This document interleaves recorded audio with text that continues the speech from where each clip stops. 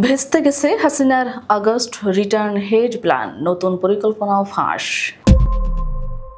ভারতে অবস্থানরত সাবেক প্রধানমন্ত্রী শেখ হাসিনাকে দেশে ফিরিয়ে আনার লক্ষ্যে ভারতের সহযোগিতায় গোপনে সাজানো আগস্ট রিটার্ন নামে একটি ষড়যন্ত্র পরিকল্পনা ভেস্তে গেছে।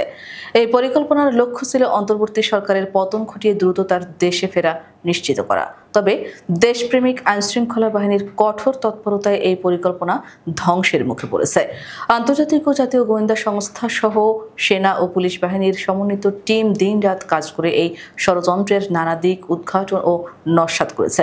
পুলিশের উচ্চ পর্যায়ের এক দায়িত্বশীল সূত্র নিশ্চিত করেছেন, ষড়যন্ত্রকারীরা প্রথম ধাপের অপতৎপরতায় ব্যর্থ হলেও তারা থেমে নেই।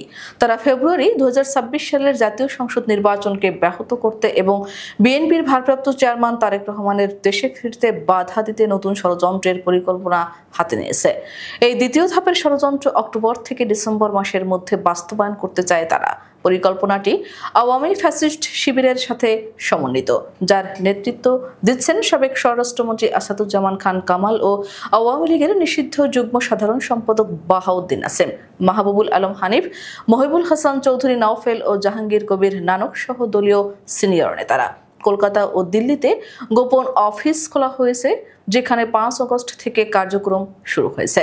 এই চক্রের প্রধান লক্ষ্য তিনটি: প্রথমত, আগামী জাতীয় নির্বাচনকে বাধাগ্রস্ত করা; দ্বিতীয়ত, তারেক রহমানকে দেশে ফিরতে না দেয়া; এবং তৃতীয়ত, দেশকে অস্থিতিশীল পরিবেশে ফেলে দিয়ে শেখ হাসিনাকে ফের প্রধানমন্ত্রী হিসেবে ক্ষমতায় বসানো। আওয়ামী লীগের পলাতক শীর্ষ মহলের ধারণা, দীর্ঘ 15 বছর ক্ষমতায় থাকার সময় সংঘটিত অপরাধের কারণে ভোটে সহজে ফিরতে পারবে না দলটি। তাই তারা অগ্নিগর্ভ প্রতি বিপ্লব সৃষ্টি করে ফের ক্ষমতায় আসার জন্য রূপকল্প সাজিয়েছে। প্রথম ধাপের ষড়যন্ত্রে তারা কিছু সফলতা পেয়েছিল। সরকারকে অচল করে দেয়া, গণ অভ্যুত্থানের সমন্বয়কারীদের মধ্যে বিভেদ সৃষ্টি, রাজনৈতিক শক্তিগুলোকে সংঘাতময় করে তোলা এবং আওয়ামী লীগ ও সহযোগী সংগঠনের মধ্যে গুপ্তচর বৃত্তি ও অনুপ্রবেশ ঘটানো ছিল তাদের প্রধান কৌশল। পাশাপাশি প্রশাসনের নীরব আওয়ামীপন্থীদের সক্রিয় করে রাজনৈতিক সাইলেন্ট গ্রুপকে তৎপর করাও তাদের কৌশলের অংশ ছিল। তবে আইনশৃঙ্খলা বাহিনী এবং গোয়েন্দাদের তৎপরতায় প্রথম ধাপের বেশিরভাগ ষড়যন্ত্র সফল হয়নি। বর্তমানে তারা এই অভিজ্ঞতা কাজে লাগিয়ে আরও নিখুঁত এবং গভীর ষড়যন্ত্র পরিকল্পনা করছেন।